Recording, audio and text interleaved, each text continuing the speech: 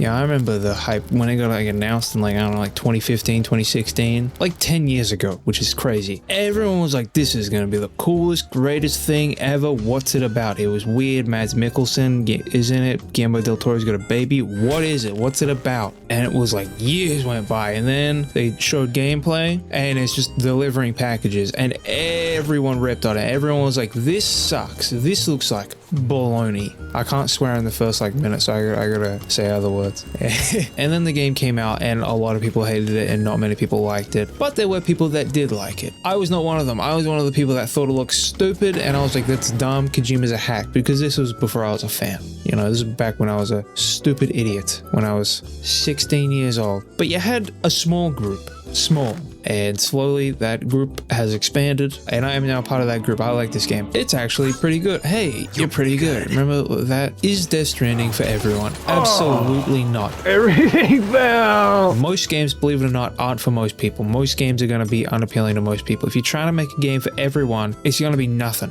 I think Miyazaki said that, but it's for me and a small group of other people, and we love it. We're having a great time with it. Second one came out last year. It's set in Australia. I'm excited to get to it because that's where I live. I live in the world of Mad Max. It's awesome.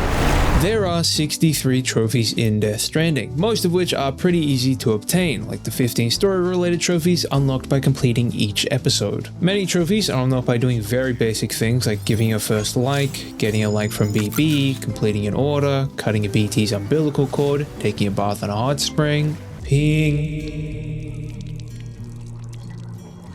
There are heaps of trophies like these. In fact, most of them are like these. Just very easy, basic things you'll get just by playing through the game. In terms of collectibles, there are only 2 collectible trophies. There's a trophy for finding 1 memory chip and a trophy for finding all 56 memory chips. These are just random little things, basically USBs that are just located throughout the map. We'll get to it. There are some grindy trophies, sort of. A lot of these trophies will take a while to unlock, but they're not hard to unlock. They'll just be something I'll constantly be chipping away at as I play through the game, like completing 36 standard orders, delivering 700 items, delivering 3,000 kilos worth of cargo, reaching 50,000 total likes, reaching the maximum bond level with BB, reading 100 emails and interviews, riveting stuff.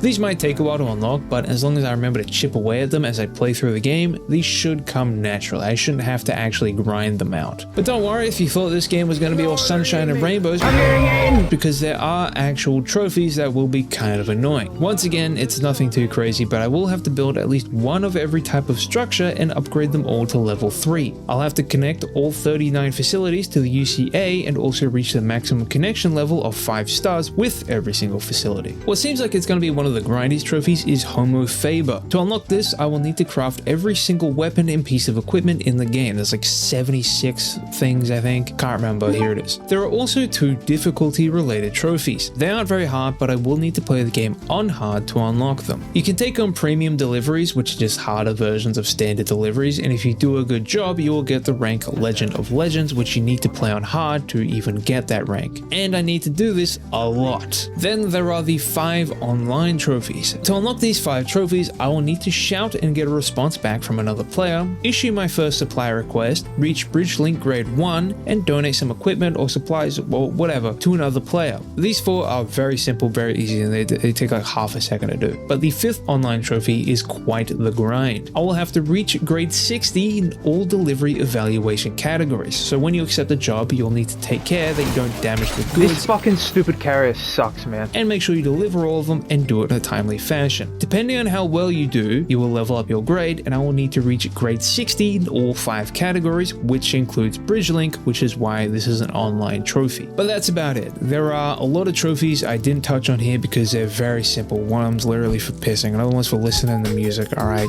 But for now, that's it. Let's get to it.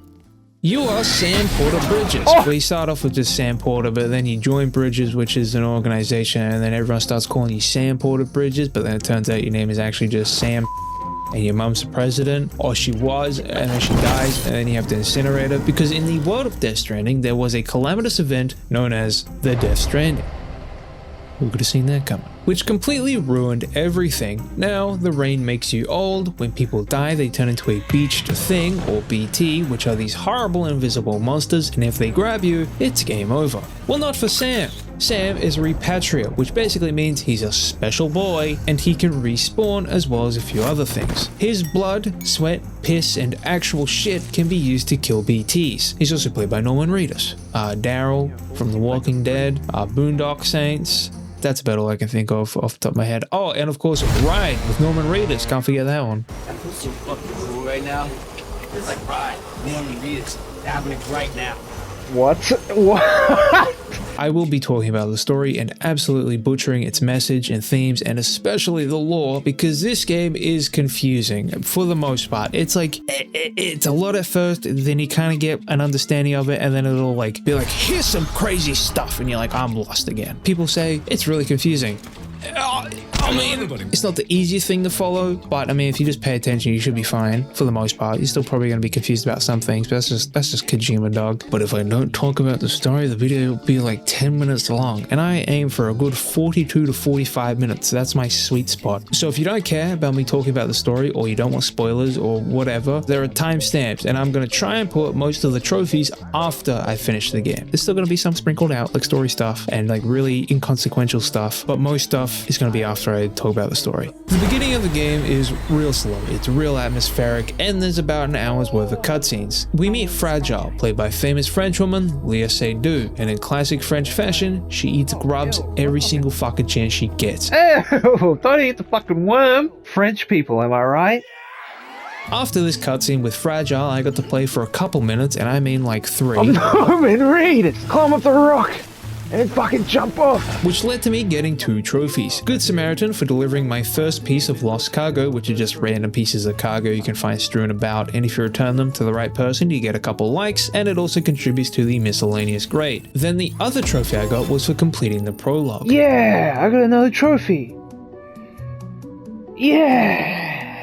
Sam is then tasked with helping 2 dudes dispose of a body as it's about to go necro. If it goes necro, that means another BT to deal with, and that's exactly what happens. You see, when a BT and a human love each other very much and the BT eats the human, it causes a void out, which is a fun way of saying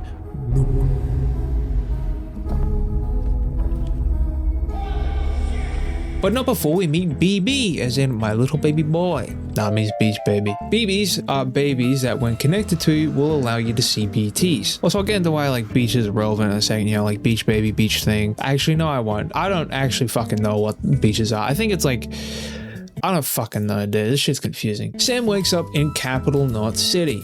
By the way, like a whole city just got wiped out from that void out. Like 100,000 people just died. Sam wakes up in Capital Knot City where we meet Deadman, aka my man, Guillermo del Toro. I fucking love Hellboy growing up, dude. It's not actually his voice, just his face. You know, they got a voice actor. Sam has to then go and deliver medicine to the President of the United States, who's also his mother, Bridget Strand. We also meet Die Hard Man, who is probably the most insane name in this game, but not the most insane name in a Kojima game. This is where we find out what we'll be doing for the majority of the game. As Sam, we must make our way from the east coast of America to the west coast, all while delivering packages and connecting people to the UCA using the chiral network, which is basically the internet, Wi-Fi, pretty much. We will also need to rescue Sam's sister Amelie from a group of terrorists on the west coast in Edge Knot City. Basically, Amelie went west to connect everyone to the chiral network and the UCA, but a group of terrorists didn't like that, so they blew up a bunch of cities, which pretty much undid all of Amelie's work, and then she was captured by terrorists. Sort of. She's trapped in Edge Knot City. I'll say that. You kind of see what happens later on. She's stuck there. She can't leave. We'll get there. Now Sam has to save her and link everyone up again. That's the gist of the game. At least for now. Things obviously get more complicated. It is a Kojima game after all, right? Lolly Lulu. What?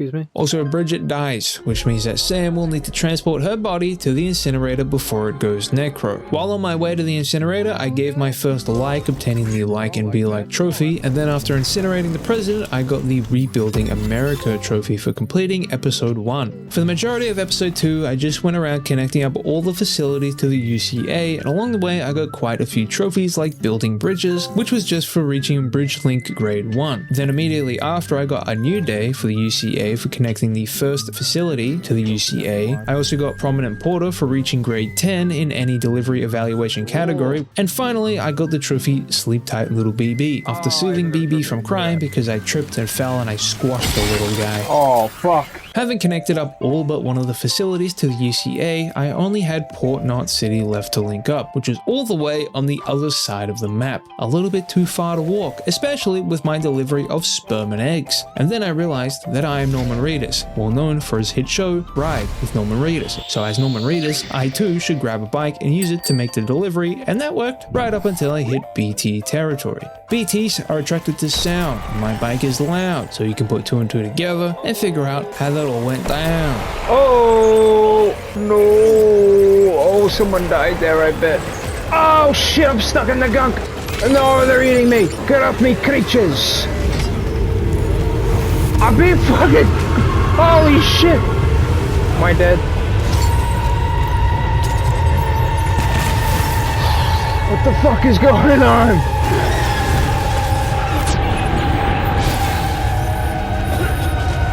Oh no, my sperm and eggs!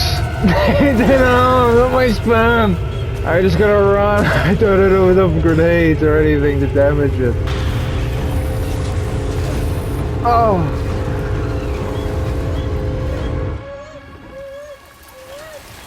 Did I escape successfully?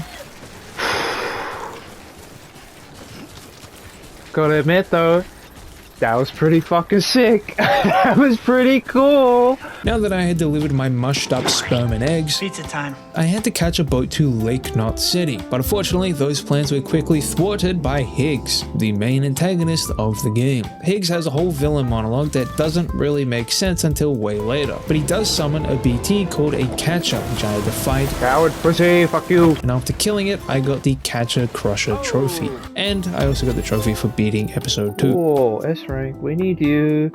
I gotta burp. Upon arriving in Lake Knot City, Get your fucking slugs away from me. Die Harbin immediately puts Sam to work, tasking him with linking up the nearby prepper stations. Preppers are people who don't exactly trust the UCA for whatever reason, and unlike the way stations and distribution centers I was looking at before, I'll have to work to earn their trust. Most of these stations are easy enough to connect, until you get to the junk dealer. This dude sucks. The junk dealer absolutely hates the UCA and wants nothing to do with it, because a few years ago, Higgs and his terrorist pals blew up a couple of cities, killing a lot of people, as previously established. Long, complicated story short, the junk dealer hates the UCA because of that and because he believes his girlfriend died in those attacks. Spoiler alert, she didn't die. Not only is she alive, but she's basically next door.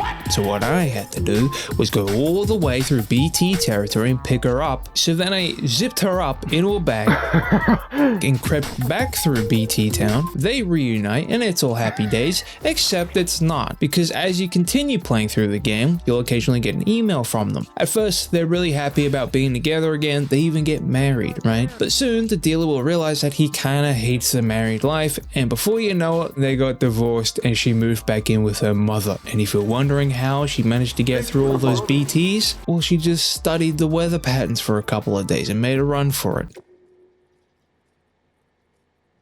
How the fuck? The last place I needed to link up in episode 3 was Central Knot City. It was a simple delivery of food, building materials, a small thermonuclear device. Small thermonuclear weapon? Owner history. Higgs. Oh, look at that! Alright. Okay. Oh, it blew up, but... This is where Fragile gives us her whole backstory. Basically, Higgs tricked Fragile into blowing up Middle Knot City, and Higgs was almost about to blow up Central Knot until Fragile caught on and intercepted the bomb, but she was caught by Higgs in the process. Higgs then strapped the bomb to Fragile, giving her a choice. She could either run to the nearby tar lake while it rains and dispose of the bomb, or teleport away, which would leave the bomb behind, vaporizing the city. She of course saved the city and thousands of people with it, her body turning into a wet Ziploc bag in the process.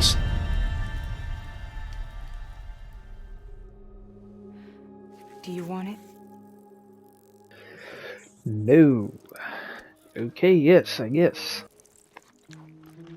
Then after I delivered everything, minus the nuke, I got another trophy for beating episode 3, and then I got sucked into a portal. Where did that portal take me? World War I. Oh shit! Get away from it! Whoa! This is the first time you meet Cliff, played by absolute cool guy, Mads Mikkelsen.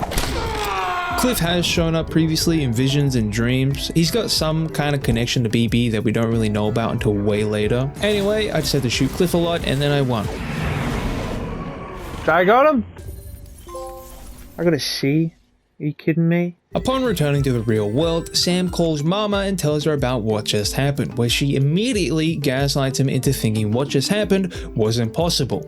Lady, people can teleport. This happened within the first 30 minutes of the game. What are you talking about? Sam has to go to Mama's lab, who is of course played by Demi Moore.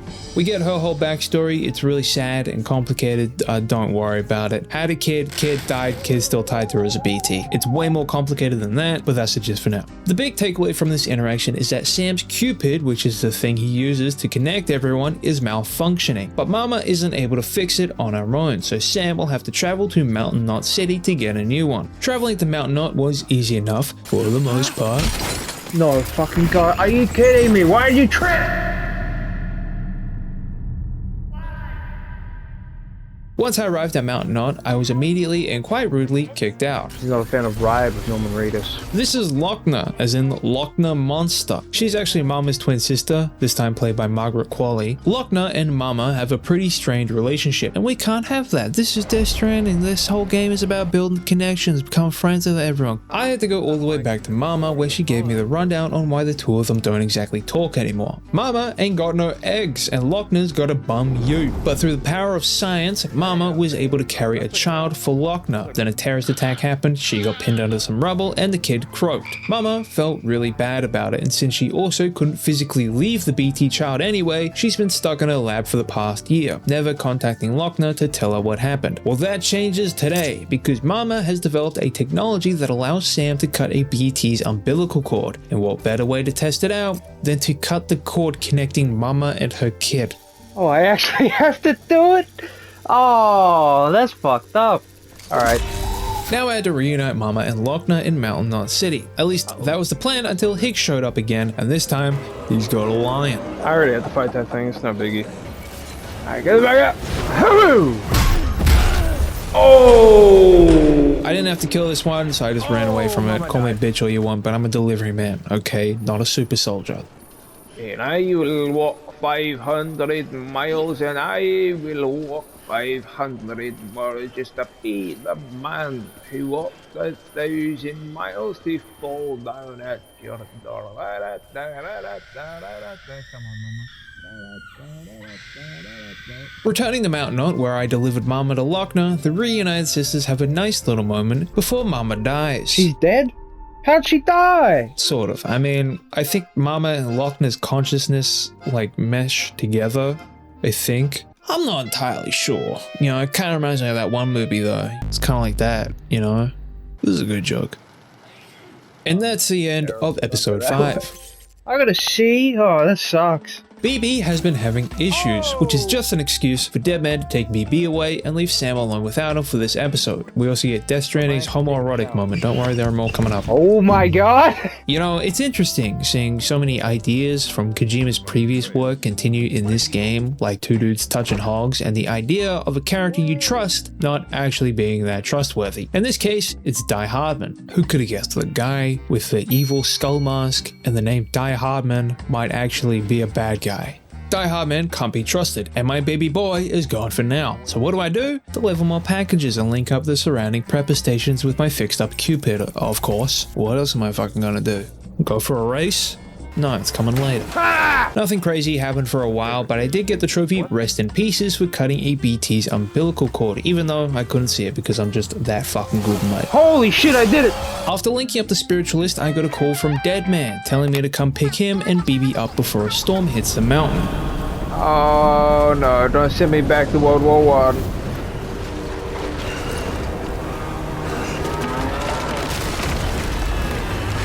Oh, Gamma!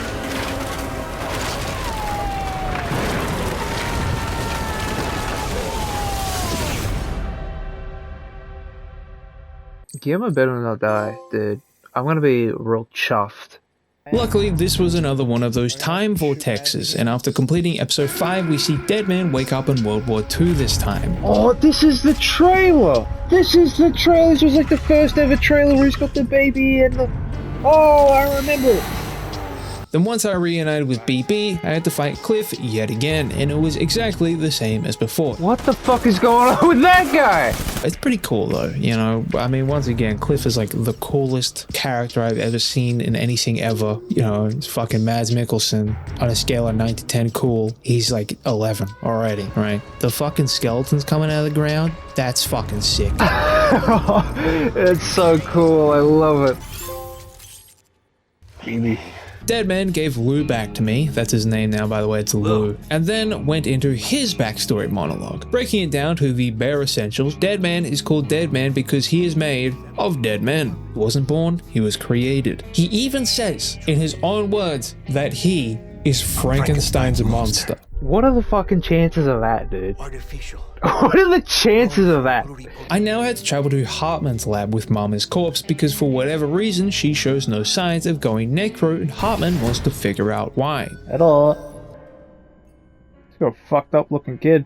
That's a fucking monster, dude. Holy shit. Hartman's whole gimmick and the reason why he's called Hartman isn't just because he lives next to a lake that looks like a heart or the fact that he has a heart condition that looks like a cartoon heart. It's actually because when the Death Stranding happened, Hartman was recovering from heart surgery in the hospital. And then when it all went down, he died for 21 minutes. Now after 21 minutes pass, Hartman goes into cardiac arrest for 3 minutes before being resuscitated. He uses those 3 minutes to search beaches for his family that died during the Death Stranding. Now, here's something that's absolutely insane. Hartman, like Deadman, has the face of another friend of Kojima, director Nicholas Winding Refn, known for Drive, the Pusher trilogy, Valhalla Rising, a bunch of shit, Bronson. He just had a movie premiere at Cannes. And at that same film festival, he talked about the time he had heart surgery and died for 25 minutes. You want to know the most insane part about all of this? Death Stranding came out in 2019. He died in 2023, 4 years after the game came out. How the fuck does that happen? How the hell did Kojima predict the future? First, you know, there's the stuff with Margaret Qualley, with her playing a character that's a part of another character, which I will admit is kind of a stretch, but it still shares elements of the substance, right? Like there's a thread there, as thin as it is. A movie that came out in 2024. Then you've got the Frankenstein stuff with Guillermo del Toro. But to be fair, you know, he's been saying he's wanted to adapt Frankenstein for a long time, and maybe Kojima knew that, and he wanted to put his friend in the game as Frankenstein's monster, so he could explain that. But you can't explain this. This is the king of coincidences, and dude, honestly, I don't fucking know if this is a coincidence. I think he went into his hospital room, sliced his fucking heart open. Now I only had one last stop before Edge Knot City. This time I had to bring materials that would be used to fix up the chiral relay after it was swallowed by the nearby tar belt. Once I did that, I had to actually get across the tar belt to get to Edge Knot City, but there was a big problem with that. It's a lot of tar. I gotta get all the way over there somehow. All I could really do was swim, which, believe it or not, is actually the correct thing to do. Oh my god, there's two of them. Me, I'm no exception.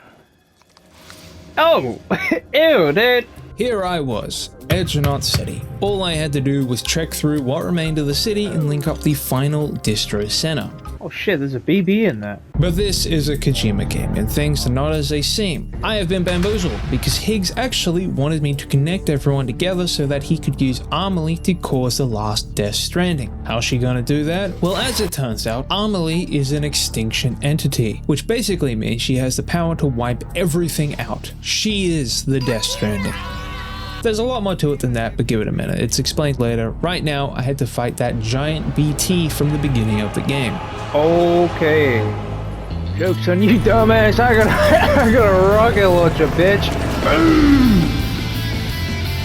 But if you thought we were done here, you'd be wrong, friendo. Because Higgs has taken Amelie to the beach, and with the help of Fragile, Sam follows suit. This leads into the Higgs fight, which is not a great fight. Oh, nice fucking like king hit attempt. You can't bring any weapons with you to the beach, so what I had to do was beat him to death. Dude, that knee is brutal. It's fine. It's not very hard. There's always crypto biotes for you to eat, and you get all of your health back. You just gotta keep punching him in the face. It's pretty funny though.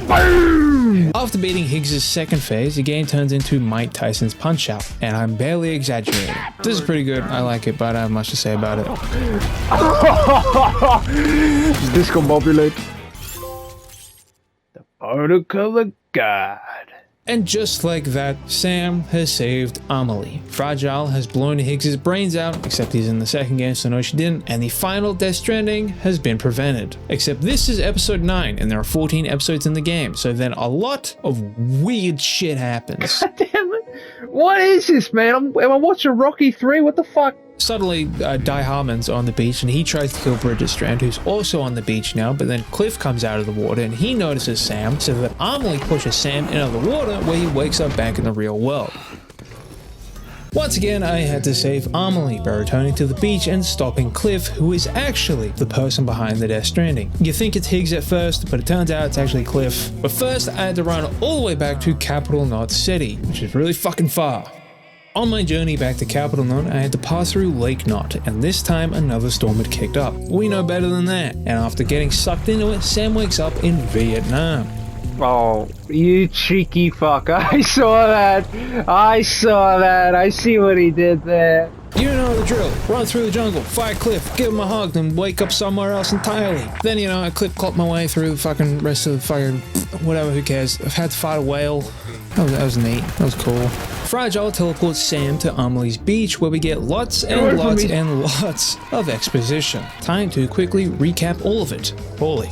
Amelie is an extinction entity. We have established this. It is Amelie's destiny to wipe out all life on Earth, but she doesn't want to do it. That's what we've been told, at least. Here, it's revealed that Amelie was basically the big bad the whole time. She orchestrated her own kidnapping with the goal of manipulating Sam into completing the chiral network, which would allow her to begin the last stranding. On top of that, Amelie and Bridget Strand are actually the same person. Couldn't have seen that one coming. I mean, what? Because when Bridget was in her early 20s, she had uterine cancer. She underwent surgery, which somehow caused her heart and her car, the body and the soul, to separate. Her soul wound up on the beach, and because she can't age on a beach, her soul appeared younger while her body grew old. Rumors start to circulate throughout the White House that there was a younger looking Bridget fucking clip-clopping around, so she created the persona of Amelie as a cover and gave her a whole batshit insane backstory. Not gonna go into that, doesn't matter. Bridget created Bridges and the BB program. The first BB was Cliff's son, who was originally planned to be a sacrifice for the start of the chiral network. Cliff didn't originally know this, but after finding out, he tried to escape with BB. In the process, Cliff was injured, and as he was dying, Bridget ordered Die Hardman, back when he was just John McClane, no I'm not kidding, to kill Cliff. He couldn't bring himself to do it after their time serving together, so Bridget ends up being the one to shoot Cliff. However, in shooting Cliff, she accidentally hit BB, killing him. We then see BB on the beach, where a guilt-ridden Amelie, who is Bridget, revives that BB and gives him a name,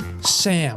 The visions and dreams you've been seeing throughout the game when connected to BB weren't actually BB's memories. They were Sam's, the very first BB, which means that Mads Mikkelsen is my daddy. Since Amelie revived Sam, she severed his connection to the other side, turning him into a repatriate. Bridget then raised Sam as her own son. Then like 30, 40, fucking however many years later, Amelie went out on an expedition trying to unify everyone, and after getting to Edgenot, her team was wiped out and she was kidnapped, in quotation marks, by Higgs. Then the whole game happens, and at this very moment, Amelie gives Sam a choice: to watch the end of the world together, or to use Die Hardman's gun and shoot her. But she's a little trickster, and you can't actually kill her. I tried 3 times. The world just ends anyway. What I actually had to do was holster my gun and give Amelie a hug instead. This prevents, or at least delays, the last stranding, because Amelie feels really bad. She then decides to live on the beach alone for the rest of time, or whatever, and not kill everyone.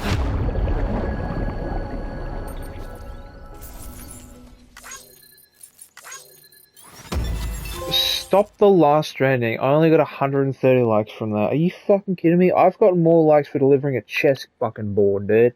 But we're still not done, because after leaving the beach, Sam discovers that something bad had happened. Lou has died. Oh, fuck. And so, for my final delivery, I must take Lou to the incinerator before he goes necro. What a fucked up way to end this game. Nah, Kojima's not that mean. Sam actually removes Lou from his pod and revives him. And to then cap off the end of the game, there is one final twist. Lou is a girl. Bridges contracts made. Oh, thanks for everything. No problem. Now that I had finally completed the game after like 40 hours, my goodness, I was now free to do whatever I wanted, which was mostly deliver packages. Let's not get crazy, alright? I'm gonna rattle off the really easy takes 2 second trophies because they are really easy and they take 2 seconds, like urinating. Take that and you're drinking water. I got this very early on. Literally, all you need to do is whip your dick out and let it rip. And no, you cannot urinate on other people. Believe me, I tried. That is hog shit, dude. A baby blessing is unlocked after receiving your first like from BB. This can happen in a multitude of different ways. I got it after taking some silly little photos in the mirror. But you can get it from running really fast, driving, doing a big jump. There are tons of ways to get this. There is also the child-minded trophy for reaching max bond with BB. The higher your bond with BB, the easier it is to see BTs, and she also won't go into autotoxemic shock quite as easily. Snooze and soothe. This is for taking a nap. Would you believe me if I told you I got this by accident? When you sit down and rest, after a minute or so, Sam will fall asleep. You can make him go to sleep immediately, but I had to go pee, IRL, and in that time it took me to do that, Sam took a nap. So when you see this notification, just know that I was urinating. Kind of related, there is the trophy Soak and Sigh for resting in a hot spring. There are 7 hot springs littered around the central region and all I had to do was rest in one of them. Soothing Sound is unlocked after playing music while in a private room. This unfortunately is the only way to play music in this game, which is a huge bummer because the soundtrack is phenomenal.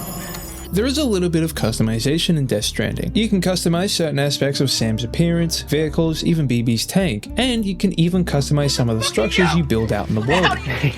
Yes!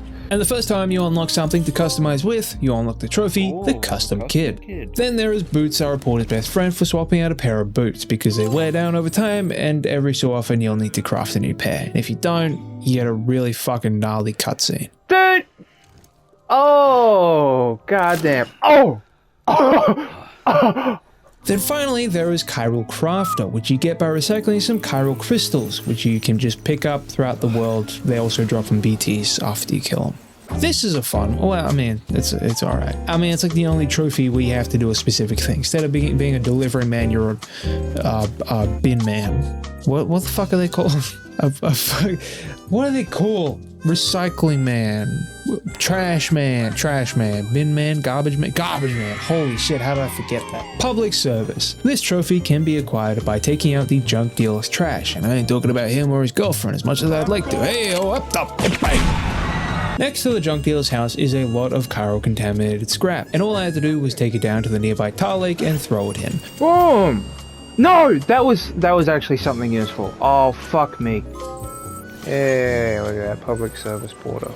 The Automation Revolution is a trophy that is unlocked after using a delivery bot to deliver a package. You do need to unlock the delivery bot by completing a separate delivery first. I don't remember which one. Don't worry about it. I'm pretty sure it's part of the main story. Don't worry about it. And once you do that, you'll be able to use the delivery bots to deliver cargo on your behalf. Sam isn't the only porter in this game. You can actually run into other porters delivering their own stuff. And you can even exchange items with them, which unlocks a trophy, any porter in a storm. But in order to even meet the other porters, you'll need to take out the enemy camp in the area, which unlocks a trophy, Pathfinder. None of these camps are very hard to take out. They're all pretty easy. Yeah, that's no problem. Don't worry about it. There are 5 online trophies in the game, and I will now be talking about 3 of them because I already mentioned building bridges and the other one is a lot more complicated. These 3 are all super simple and take 5 seconds. Giver of Gifts is unlocked after donating something to the shared locker that other players can use. So to whoever got my rusty ladder, you're welcome. After that, I got a helping hand, which is for issuing a supply request. A supply request is just where you ask other players for equipment and they can fabricate it and deliver it to you, or you can do it for someone else. Sure, I'll do that. Then the last of these trophies for now was a shout in the dark. This trophy is unlocked by shouting into the world and getting a response back from another player. Oh, someone's talking to me. It's not actually another player playing the game right now, it's just someone else who called out in that same area somewhat recently, which is still cool, you know, don't get me wrong, but it's not as cool as I originally thought it was. I thought it was an actual person talking to me. It's not. Emails! Do that again, that was weird. Emails! As you play through the game, you'll receive many emails for doing all sorts of stuff, most commonly for progressing through the story, completing deliveries, and leveling up facilities. And all I had to do was read 100 emails. Reading 100 interviews pretty much entailed the exact same stuff, except some of the interviews can also be unlocked after finding certain memory chips. What did I just see? Did I say human sacrifices under the East London Bridge? Everyday delivery is unlocked for completing one standard order. Standard orders are basically side quests. They are replayable and there are over 800 unique standard orders. And while most of them are all pretty easy, No! you will have the occasional order to deliver something like VOG, which is fog, but evil. Even still, these are pretty easy, and after completing 36 standard orders, I unlocked the trophy, deliveries done. Then after many more deliveries, I got another 4 trophies. First I got was hooked on delivering after delivering 700 items of cargo. When I first read this, I wanted to puke, because I thought it meant 700 orders. It's not, it's just 700 individual items of cargo, which is a lot easier. And then not too long after that, I got the world's most popular porter for reaching 50,000 total likes. Likes. It's really easy to get. You get likes for doing every single fucking thing in the game. Don't worry about it, it's really easy to get. There is the People's Porter for reaching 2,400 likes, which I probably should have mentioned during the story, but I forgot, who cares. I also had to deliver 3,000 kilos worth of cargo, which doesn't mean in a single delivery, just the cumulative amount worth 3,000 kilos over time. And then the last of these trophies was well traveled, which was pretty similar. This is for traveling 80 kilometers in total while delivering packages. While all of these took a while to unlock, none of these were hard, and I didn't even really have to grind for any of them. I either unlocked them naturally while playing through the story, or while I was working away at the actual grinded trophies. But I'll get to those in a second, because right now I want to talk about construction.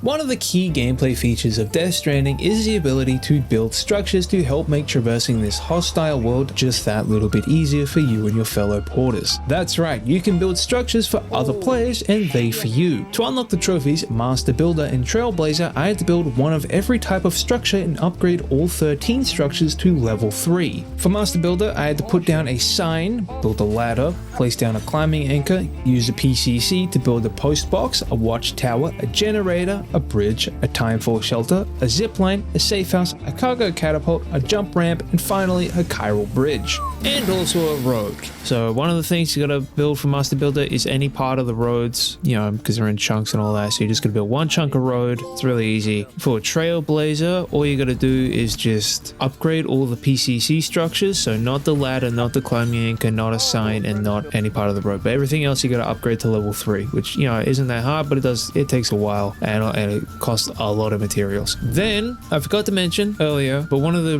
really easy trophies that take half a second to do is literally build anything. I got that for building a sign at the very beginning of the game, but you can get it for, you know, building a ladder, a climbing anchor, any other PCC structures, I'm pretty sure. Anyway, that's all I want to quickly mention. Ciao. Holy moly, you'll never believe it, but I forgot again. Here we go, double whammy. You also get a trophy for building a piece of road. So yeah, you gotta build a piece of road for Master Builder, but then you also get a trophy for building it. I don't remember what it's called. Here it is. That's all I gotta say. That's, I think, everything. We'll leave it at that. I think so. If not, I'll pop back in half a second.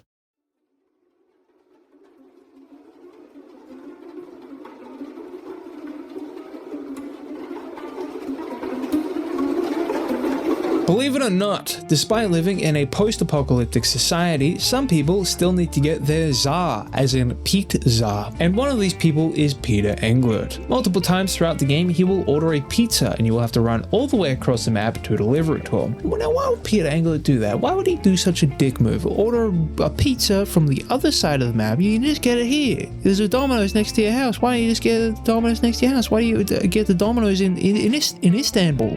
I don't understand. Well, that's a story spoiler, so skip about a minute ahead if you don't want to know. After beating episode 9 and whooping the shit out of Higgs, you will get an email telling you to go check out Peter Englert's shelter from none other than Higgs Monahan. Indian servant Higgs Monahan. What?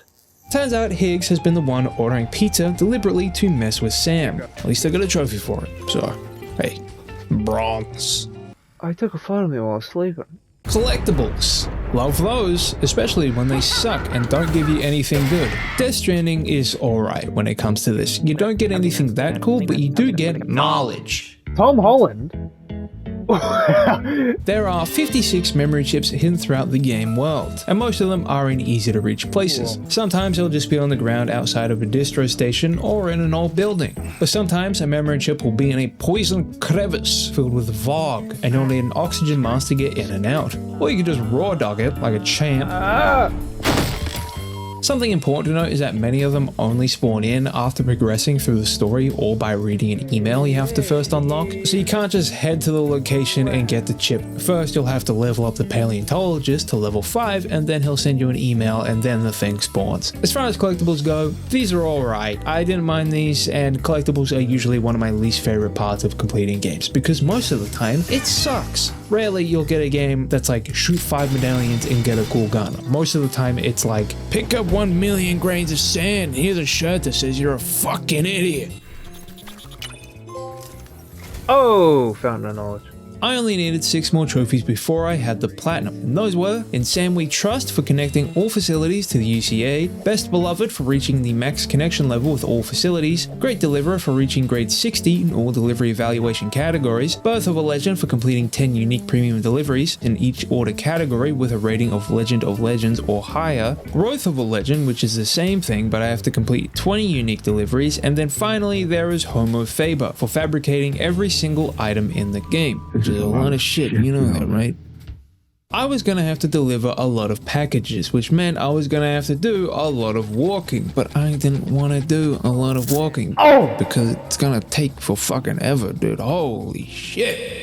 And there were also 2 other ways I could get around the map much faster. There is fast travel, but you can't bring any items with you, which means your cargo gets left behind, so that's not an option. The first way I could expedite my expeditions was by building all the roads in the game. This is pretty good because it means you can get across the map quickly and safely, while also being able to transport large deliveries. However, there were 2 cons with this. You can only go where the roads allow, and sometimes people live in extremely hard to reach places, especially in a vehicle. God, what are the physics of these fucking vehicles, man? What is this shit? What am I doing right now? The other issue with this is that building roads cost a lot of materials, and while I had built a few, I did not want to build the rest of them because, like I said, it costs a lot of materials, which takes a lot of time to get, like so much. It'd take like 50 hours to do that.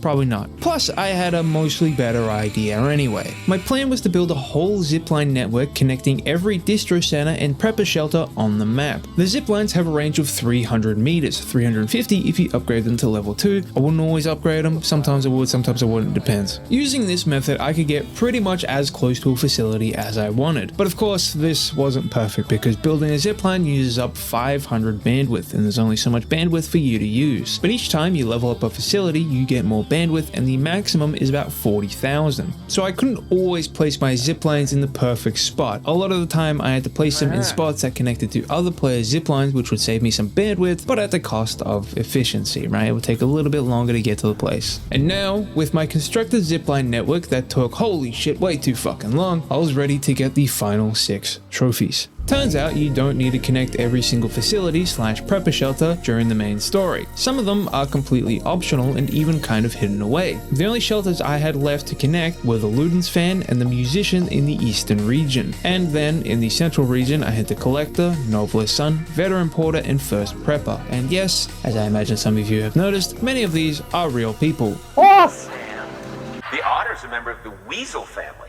I have weasels in my family, but enough about my brother.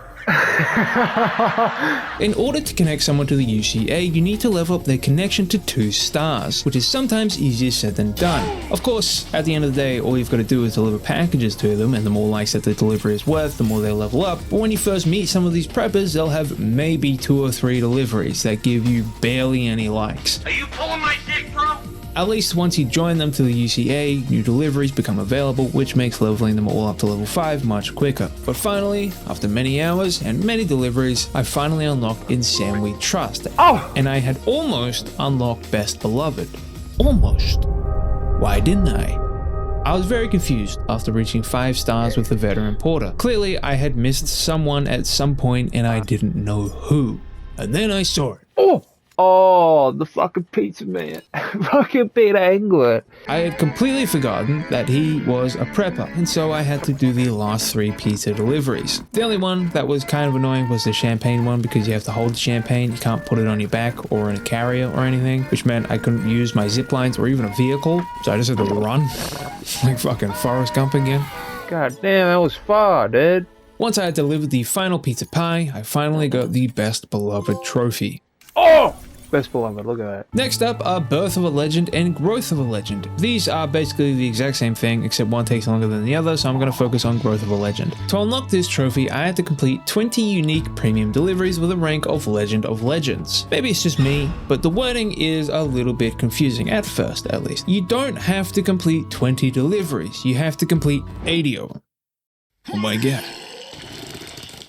There are 4 different delivery evaluation categories: condition-focused deliveries, how well the package is delivered; quantity-focused deliveries, how much is delivered; miscellaneous focus, this is stuff that's kind of in between, it's not a lot of cargo and it's not super fragile. This also includes lost cargo. And finally, there are time-focused deliveries. These are deliveries that have a time limit. Then to get the Legend of Legends rank itself, I needed to play the game on hard, I need to complete the delivery with an S rank, and I also need to complete it as a premium delivery. Premium deliveries are harder versions of normal deliveries with a strict S rank criteria. With that being said, premium deliveries are still pretty easy, especially using the zip lines. Time-focused deliveries were still a little annoying because sometimes I would only have 3 or 4 minutes to deliver a package and it took 5 minutes to get there, even with the zip lines. But luckily, there are over 500 standard orders, so there were quite a few orders I could skip if it was too hard for whatever reason. So these 2 trophies were pretty easy, they just took a really long time to unlock. Oh, fucking finally. And somehow, despite making a shit ton of deliveries, I didn't get Great Deliverer while working away at these 2 trophies. This trophy is unlocked by reaching grade 60 in all 5 delivery evaluation categories. The only grade that I hadn't reached grade 60 in yet was for time deliveries. Everything else was super easy, even the bridge grade, which I thought would be like the hardest one, turned out to be the easiest. It's the first one I got to 60. Pro tip, build a road. The only trouble I had was leveling up the time-sensitive grade, and while I could just grind out a few more deliveries, that's boring.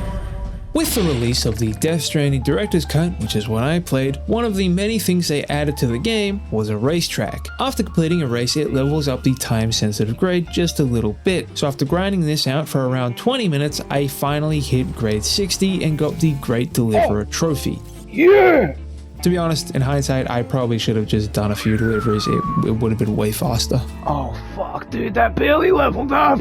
And now I only had one last trophy. Homo Faber, fabricate all weapons and equipment. Earlier in the video, I said there were like 70 something items to fabricate. I was sort of wrong. With the director's cut, new items were added to the game, which bumped that number up to 108 items. Not a big deal, but it meant there was some new side content that I had to complete first to unlock those new items. Oh, look at that. Starting with the racetrack, again, originally in Death Stranding, the bike and truck were the only vehicles in the game, but with the addition of the racetrack, a car was added to the game, the Roadster. There were 2 versions of the car I had to unlock. The normal base version, which is unlocked after beating one of the Roadster races with an S rank, and the long range version, which is unlocked after beating all 4 Roadster races with an S rank. And none of these races are very hard. They're kind of hard at first, but you get the hang of it. Oh yeah, you can just, oh! And for those of you curious, where you unlock after S ranking all 4 bike and truck races, you get a hologram. It fucking sucks, don't do it. The next few items were Cyberpunk and Half-Life related. Ain't that fun? Gordon. At some point, Death Stranding collabed with CDPR for some reason. I mean, Kojima and BB are in Cyberpunk, so, you know, I don't know, but maybe that's something, I don't fucking know. You'll get an email from an elusive J character, and they'll instruct you to go retrieve a number of memory chips for them. Each time you complete one of these orders, you unlock new stuff like V's face pattern, Johnny Silverhand's glasses, even a hologram of Jackie and the creator. Look at that, there he is, he made it in. Only 2 of the items you unlock for this are needed for Homo Faber, Johnny Silverhand's metal arm. This doesn't look like fucking Johnny Silverhands. This looks like the other guys. And the Yaiba Kusanagi bike. Oh, fuck me. Fuck off! You put the rock. What? Then for the Valve stuff, it's kind of the same thing. You'll get an email from one of your pals and they'll ask you to go retrieve a companion cube from a specific area. That's usually chock full of BTs. It's awesome. Oh my god! The Valve stuff includes Gordon Freeman's glasses, the Valve, a wearable head crab, some holograms, and finally a Half-Life themed truck and a pair of those Half-Life Alyx gravity gloves. God damn. That's cool. Only the truck and gravity gloves are needed for Homo Faber. Most of the other new items needed for Homo Faber are just slight variations on pre-existing items like the silver and gold versions of the exoskeletons. As you can probably imagine, fabricating 108 items, while not hard, is quite boring, and it's pretty easy to accidentally miss some stuff if you aren't paying absolute attention, which is exactly what happened. What the fuck is the last thing I'm missing, man? I don't understand. I was stuck at 106 items for a while and I couldn't figure out what I was missing. Turns out I had accidentally skipped over 2 of the trucks and I just had to fabricate those. Oh! Oh! Kind of a dud of a trophy to end on, I'm not gonna lie. Just there it is. All right. You know, this platinum, it was all right. I definitely needed this after that, which shall not be named. I don't know when I'll do the second game. Hopefully in the next couple of videos, which is probably gonna be like 6 fucking years, whatever. But I do really want to play Death Stranding 2 because, like I said earlier, it's set in Australia. That's awesome. You know, we don't really get much representation, and when we do, it's either Junkrat or a So I'm excited to get to that, but it's not going to be in the next video because the next video is going to be 3 horror games in 1 video. Shit, I just saw that guy get laid out. I don't really know what to call it yet, so, you know, I'll figure something out. Hopefully that'll be the start of a series I do from time to time. You know, we'll see how well it does, if I even like doing it, I don't know. I was originally gonna do Dragon's Dogma 2, finally, but then Dark Arisen 2 got announced, and I figured, well, might as well wait for that to come out. Hopefully it'll fix a lot of the issues a lot of people have with base Dragon's Dogma 2. Basically, I've been waiting for DLC to come along and fix the game, and then it's been 2 years since it came out, and I was like, okay, it's not coming. Okay, fine, I'll make a video on the game. And then basically, like, the week I said, all right, this is gonna be my next video, it was announced. That's about it. Thanks for watching. I hope you enjoyed.